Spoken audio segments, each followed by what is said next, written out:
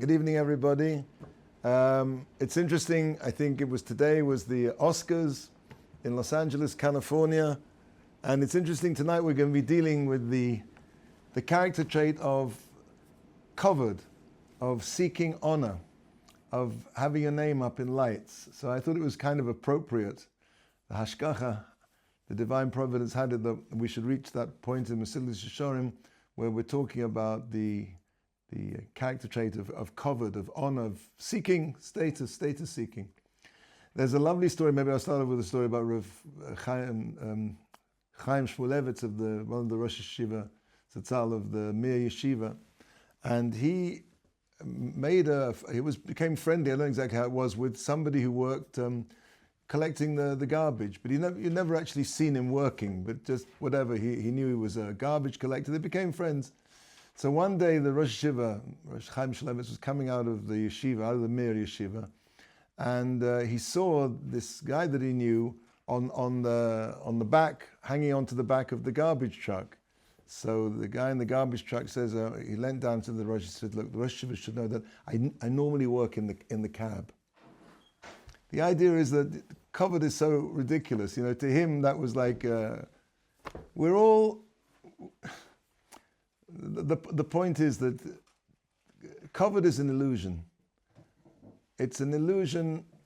It gives you absolutely nothing tangible. We talked about last week about envy and how stupid envy was, but envy is about something tangible. Covered is something which is so ephemeral. A person doesn't really give you anything quantifiable if you have it, and if it's taken away from you, you know, what did you lose?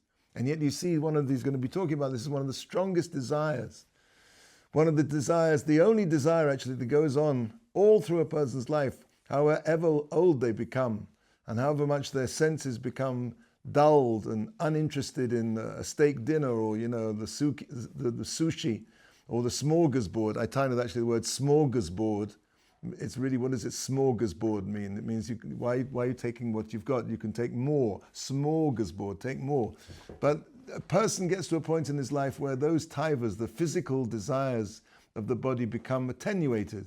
He doesn't want those things so much anymore. Covered, however, is something which never, ever decreases. In fact, in some ways, maybe it even increases as a person gets older and he believes that he is, by virtue of the fact that he has a nice grey beard, that people should get up for him and give him covered.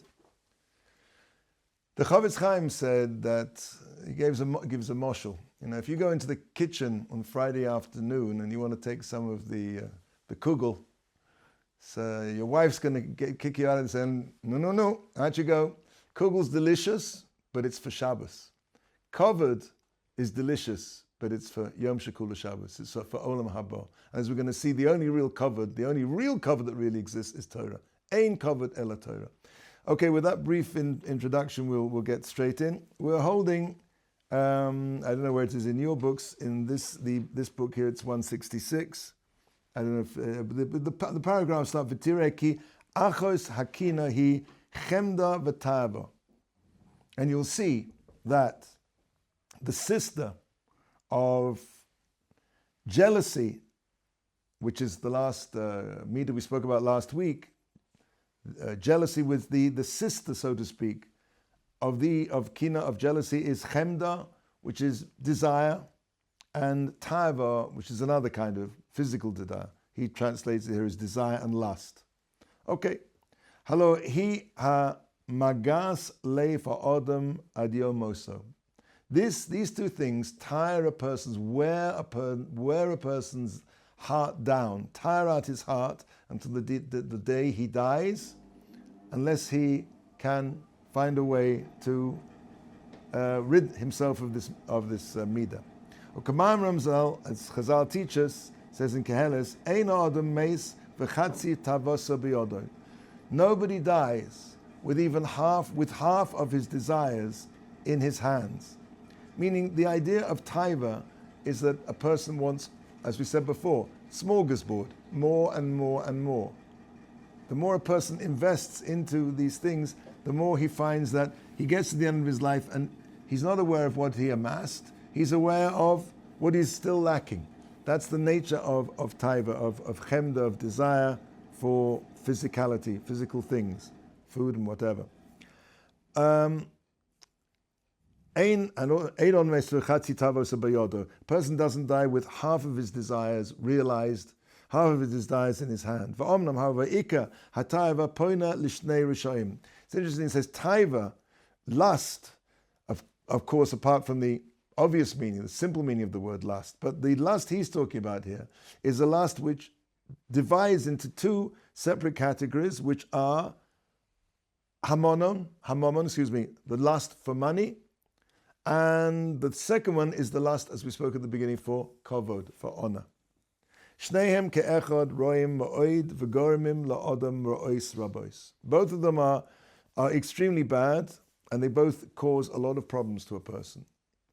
The desire for money is not necessarily the desire for any specific thing. It's the idea of having the money, of desire. You see people who are extremely wealthy, and they can, how many steak dinners can you eat? You can only sleep in one bed at a time. You can only ride one sports car at a time. You can only cruise in one yacht at a time, and yet that doesn't stop them.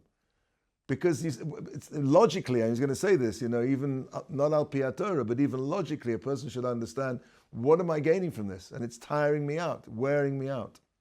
Anyway, the desire for money is something which binds a person in chains, imprisons him in this world, and sort of, enslaves him to great toil, va'esek al zrosov, and the preoccupation of getting all this money. It tires him out, tires his limbs out. It says in Keheles, oyev kesef lo yispa kesef. The one who loves money will not be satisfied by money, as we spoke about in previous weeks, because the desire for, spoke in the context of jealousy. The desire, Rav Dessler, coming back from what we spoke last week, the two main motivating characteristics of the person are the desire to take and the desire to give. And the desire to take, which of course money is a primary example. It's really not, as we said, it's because you can only eat one steak dinner at a time, but the desire is to bring that which I don't have within my perimeter. And that's why it's insatiable. That's why oev kesef lo yispa kesef. If you love money, you're never going to be satisfied by money, because really what's behind this is, it's not the money, it's the desire to amass the money. And of course, when it comes to amass can always be bigger. There's no, so it's without end. Hamasira oisa mina avoida. This is so bad. Why? Because basically when a person is so involved in this, he forgets his avoda. His davening goes downhill. He's in the middle of davening and he's thinking about, there's an old joke, I think I told it to you before, that there was this non-Jew and he had a Jewish business partner. And he said, why is it the Jews are so successful in business? And he said, because we have something called the Shemona Esrei. He says, what's the Shemona Esrei? Shemona Esrei says it's a silent prayer where we pray to God. He said, so the Jews, the recipients of, tremendous siyat, well, he didn't say siyat, it was non-Jew, he said of help from heaven.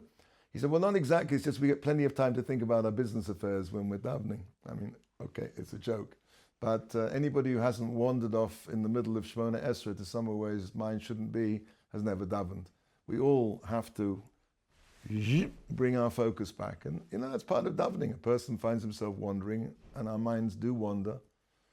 It could be there's a very positive side to that as well, because most creativity comes from the mind wandering somewhere else. My daughter's a psychologist. She was telling me that most creative people have the ability to put two unconnected things together in a way that's not immediately obvious. So, daydreaming can be a very good thing, but not when you're davening. But again, this is something that a person has to you bring your focus back. Okay, it's a joke, but the point of the matter is, how do we get into this? I forgot. Right, because if a person is focused on his money, he's going to find it very difficult to daven, even get through from one end of the Shemona Esrei to the other, without becoming hopelessly entangled in the FTSE or whatever it's called, or the NASDAQ, or Yeah. Hine kama tefillos ne'avdois. How many tefillos, how many prayers are lost? V'kama mitzvos nishkochos. How many mitzvahs are forgotten? Oh, well, it's skir already. Or, the person has to go and has to do a chesed, or he has to, all kinds of things, or kriyashma. A person who's involved in this insatiable desire for the amassing of wealth will find that his observance of mitzvahs is pretty shoddy. It's inevitable that it's going to slip. That's what he's saying. Why? Mipi roiv ha'esek v'yagias hamonon ha'sechoira. Hamon Schora, sorry, because of his over-involvement in and his back-breaking preoccupation and labor in the pursuit of wealth. Kol shekain, all the more so, Talmud Torah. All the more so, he's going to lose out on Talmud Torah. Because even though, as they say, it's possible to phone it in when you're davening. It's possible to just go through the motions when you're davening. But learning Torah is not like that. We all know that learning Torah requires a tremendous amount of focus. It's very difficult, I would say almost impossible, to learn Gemara, Torah Sheba'al Peh, if your mind isn't well rested. I've seen this many times with my Talmidim, that they don't get enough sleep. A person's success in his learning starts at 10 o'clock the previous night. If a person finds himself, and this is a big problem in yeshivas, of pitput, chatting. People chat and they chatter until 1, 2, 3, 4 in the morning. And so, the next morning, right, they go to shir, and of course, they don't understand what's going on. So, Rabbi Sinclair doesn't know what he's talking about. So, because they didn't understand what I was saying. So they say, okay, all right, we'll put you in another shir. So, Rabbi, whoever it is, Rabbi Plony also doesn't know what he's talking about. So this guy who comes, and I've seen this happen, people would come with a desire to learn, and because they just simply don't get enough sleep. So they don't understand what's going on, and they decide after not too long a time that really either all the rabbis have got no idea what they're talking about, or it's just not for them. They don't have the capacity. That's not true. They don't have the capacity because they didn't have the sleep. It's so important. I remember asking my Rabbi for an Eitzah before Elul, right? Elul, they used to say in Europe before the war, in Poland, whatever, in the Shtetlach, that when they were machriz on Shabbos Mevorach in Elul, Rosh Chodesh Elul Yeh B'Yom Shlishi, you could hear these dull thuds of ladies fainting in the ladies' gallery. That was the pachad. So we don't have that anymore. It's very difficult for us to muster up any kind of fear about anything. It's just, it's not PC, right? To scare them. But anyway, that's another subject. Anyway, what I'm trying to get to is that I wanted an Eitzah for El. How can a person? I thought, my Rebbe would say that, you have to learn, say the whole of Tehillim 5 times, whatever. He said one thing to me. He said, make sure you get enough sleep.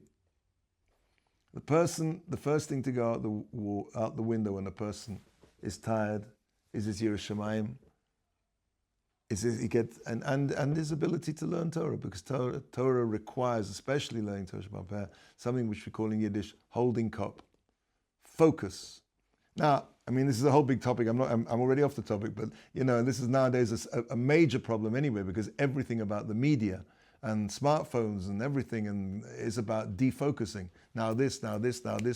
We're a generation who's been taught not to be able to focus more than 2 seconds. Yeah, you can conduct an experiment for yourself. Just take an idea and see if you can hold that idea in your mind for 30 seconds. You won't be. It doesn't sound like a very long time. You try. Try and think about one thing without losing that idea for 30 seconds. Anyway, all right, so that's my diatribe. Let's bring it back to what we're saying. Over-involvement in the desire for money leaves a person to relate, to negate, to ignore, to let go his Torah study. And there's a beautiful drosha. It says in the Parsha in Devarim, talking about the Torah. It says, Loi me'eva layomhi. The Torah is not on the other side of the sea. The Poshet Pshaz is it's accessible. You don't have to go up to the heavens to get the Torah. And Tucker, if you had to go up to the heavens, you'd be mechuyev to. But no, Hashem made the Torah very accessible for us. You don't have to get on a boat. It's not on the other side of the sea.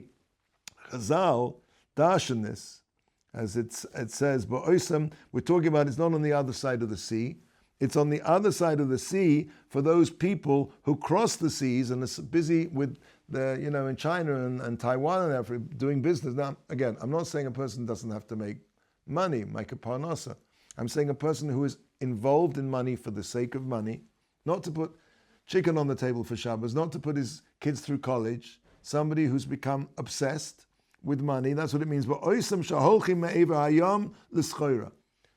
It's not on the other side of the sea. Those people who go on the other side of the sea will find it very difficult to become well learned in Torah.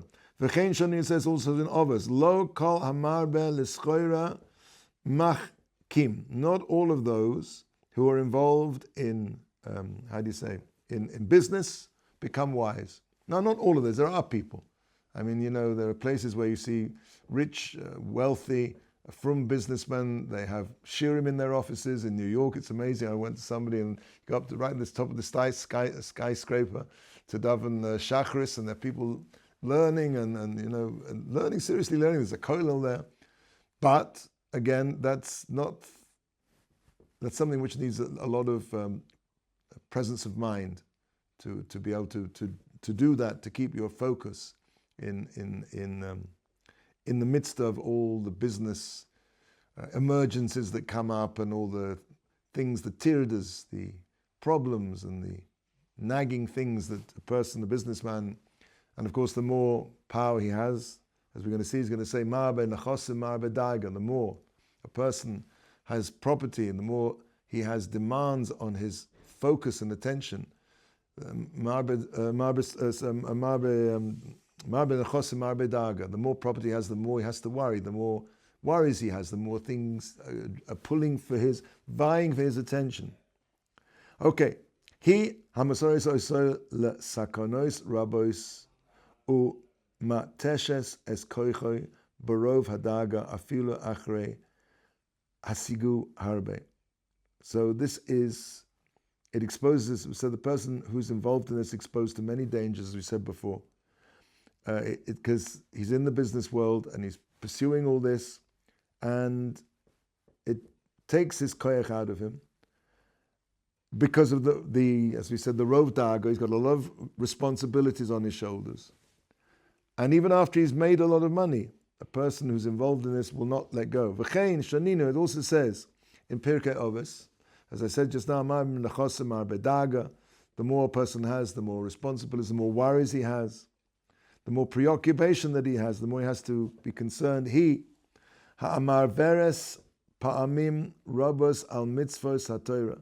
This often leads to a situation where a person is over, he transgresses a mitzvah in the Torah just because of his over-involvement. Va'afilu al chukos haseichel hativiim. As I said, mentioned at the beginning of the shir, this also leads to a person going against the laws of natural reason. We're not talking about Torah, we're just talking about a person puts himself into situations which, if he stopped for 2 seconds and thought what he was doing, the amount of effort he's putting in is reasonable, he'd say, no, this is crazy, I have no life now, I'm forgetting the names of my children. Yesera Olea Chemdas HaKavod. Okay, that's now we talked about the love of money. Worse than this is kavod. Ki kava haya efsha shichboish ha'adam es yitzre alamom. The person could have already dominated his desire for money, got that under control, understood the evil of relentless pursuit of wealth for its own sake. V'al shah hanois, and also he's got control his other desires for physical pleasure. Achakavod hu hadoichek, but still he'll be motivated and pushed and driven by the lust for honor. Ki efshar lo lisboil lerois es atzmo pochus mechavero. Because it's impossible for a person, it bothers him that other people should be more than him. it just bothers a person. A person finds it very difficult that other people should be more than him. It's part of human nature. And that comes from Gaiva. Who do you think you are? But it's also, we'll see. Many people have fallen down in this, the ne'avdu, and have become lost. Hine, Yerovam ben Nevat. Yerovam ben Nevat, lo nitrad me'olam, he was only pushed out of the world, he lost his olam haba, ela ba'avor kavod. Yerovam ben Nevat was lost his olam haba, he was an enormous Talmud Chacham, he knew everything, and he was way up there at the top, in the generation of David HaMelech, but he still lost it all because of a desire for kavod. Now, of course, the kavod that he wanted wasn't the simple kavod that we're thinking of. Obviously, he was a very elevated person, but even on his level, there was something that was not quite right in his makeup, which led him to the following mistake. Hu Masha Omer Sal, it's the Gemara in Sanhedrin, Kuf Beis Amud Aleph. Tafasa HaKadosh Baruch Hu, amazing story. This really reminded me of Hollywood. Tafasa HaKadosh Baruch Hu bevigdo. HaKadosh Baruch Hu grabbed Yerovam ben Nevat by his garment. Amaloi, and Hashem said to him, Chazor b'cha, do tshuva. Va'ani, says Hashem, and I, va'ata, and you, uben Yishai, and the son of David, the son of Yishai, David HaMelech, Netayel began Eden. We'll go for a tiyul, we'll go for a shpatzia, we'll go for a walk together in Gan Eden. Amalo, Yerovam ben Nevat answered the Kodesh Baruch Hu, Mi barosh, who's going to be first? Who's going to get top billing? Mamish, this is Hollywood. Whose name's going to be bigger, right? Like a Burt Scruggs production produced by Burt Scruggs in Scruggs Studio. You look at those titles, they go on and on and on. Covered. I want to be first. He's talking to Hashem. Who's going to be first? Who's getting top billing? And because of that, Amaloi, Kodesh Baruch Hu said to him, Ben Yishai Barosh, David HaMelech is going to be number one. David HaMelech is more than you. Amaloi, Ihachi, Lo Ba'ena. If so, I don't want. Unbelievable. The desire for kavod can be so, and with such a great person. Unfortunately, this, as I said before, kavod is something which affects a person, and in a sense, the more elevated this person becomes, the more, the more fine that little bit of the desire for kavod can be such a pagam, like a small stain of ink in a beautiful white garment, is much more bolet, much more pronounced, sticks out more. Somebody who's on the level who's very coarse, let's say like a coarse garment, you don't see the stain so much. A little bit of kavod on somebody who's an enormous Talmud Chacham can ruin him completely. Mi garam, look, another example. Okay, so that's Yerov. Mi garam le Korach. What caused Korach? Sheyovad, that he lost his olam haba, right? He went down into the pit with all of his friends and associates. V'chol adasa, all his congregation with him. Elam mipnei kavod. Kavod, why? Umikra molehu, because he wanted to be, it says in Bamidbar, uvikashtem gam kahuna, right? He said to who would you seek for the priesthood? He wanted to be Korach wanted to be basically, he wanted to be Moshe Rabbeinu. V'chomim zal say, Hagidu lonu ki kol ze nimshach mipnei shera Elitzofen ben Uziel nosi v'yoroitz Elios hu nosi bimkoimon. The whole motivation for Korach and with all his wisdom, enormous Talmud Chacham, all of this was motivated by this desire that he saw Elitzofen ben Uziel, who's going to be the prince, in his place, and that burned him up. He couldn't take that. As it says in this is a Zoya, says that what caused the sin of the spies, the Meraglim, who came back and spoke ill about Eretz Israel, covered. Why? Shiotzi dibal al Eretz v'gormu miso lehem, and as a result of that, they caused their own deaths and the deaths of an entire generation. Mirosam pen yimat kavoidom b'knisas ha'aretz. They were worried that when they got into Eretz Israel, that things were going to change. Out there in the desert, Kodesh Baruch Hu the Jewish people were leading a supernatural life, being fed on the mon, and they realized that times were changing. They were going to go into Eretz Israel, and this supernatural kind of life was going to come to an end. And they thought, well, if maybe then when we get into Eretz Israel, we're not going to be the top dogs anymore. We're not going to, so I don't use that expression, we're not going to be the tops. We're not going to be in charge of everything. We're not going to be the the princes of the tribes. We are going to lose our jobs. And that caused them, even if it wasn't conscious, but on a subconscious level, they wanted to hold on to their covered to the extent that they were prepared to speak Lashon Hara about Eretz Israel and this caused their own deaths and the death of an entire generation. They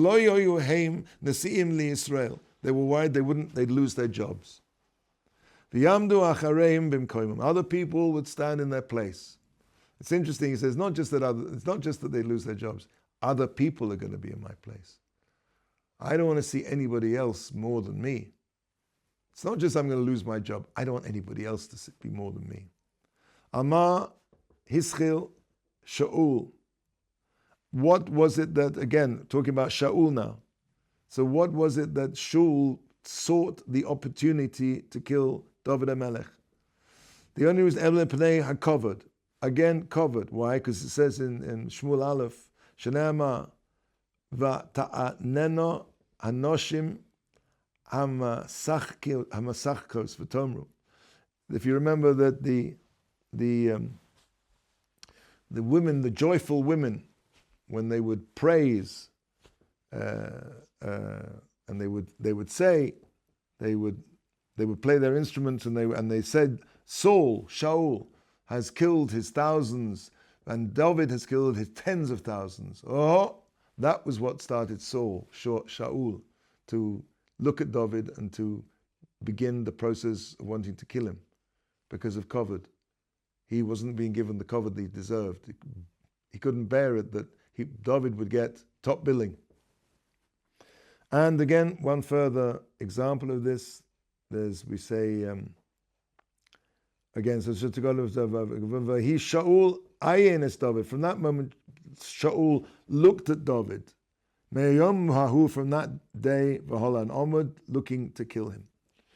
Another example. Mi garam lo le Yoav, sheomis es Amosa. Now Yoav was David HaMelech's chief of the army, an incredibly brave and brilliant general. But Amasa, who was actually one of his family members, was promoted on top of him. And as a result of that, he killed him. Why? Covered.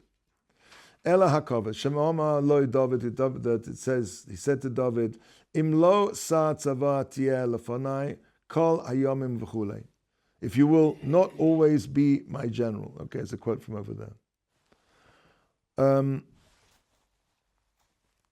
I think we're going to have to leave here. We didn't finish off here, but we're going to see, we'll carry on next week.